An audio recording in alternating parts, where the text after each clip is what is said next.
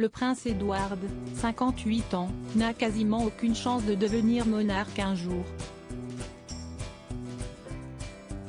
Le troisième fils de la reine Elisabeth II d'Angleterre, 95 ans, est le 14e dans la lignée du trône. Le frère du prince Charles, 73 ans, est également le seul à ne pas porter le titre de duc. Le prince Charles porte le titre de duc d'Édimbourg depuis la mort de son père, le prince Philippe. Néanmoins, lorsque le prince de Galles deviendra roi, le prince Édouard pourrait hériter du titre de duc d'Édimbourg.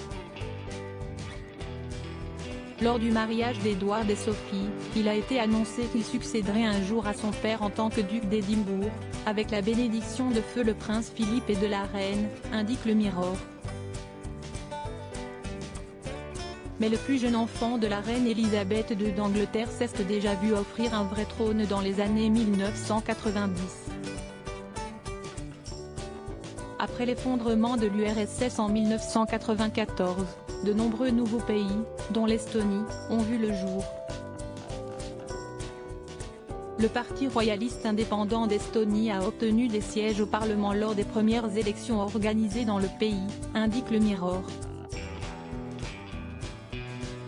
Le parti souhaitait faire de l'Estonie une monarchie. Dans cette optique, le chef du parti a contacté les souverains britanniques pour leur soumettre l'idée.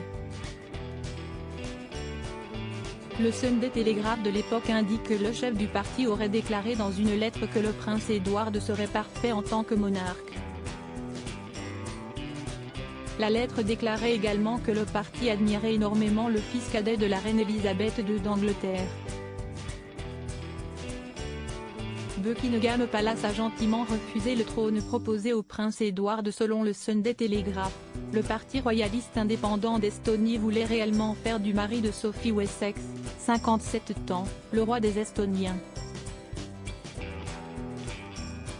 Le parti aurait même affirmé qu'il serait honoré si le papa de Lady Louise Windsor, 18 ans, et James, vicomte Severn, 14 ans, acceptaient la demande.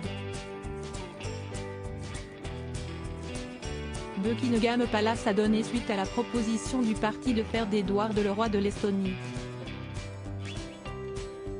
Le palais a déclaré que l'idée est charmante, mais plutôt improbable.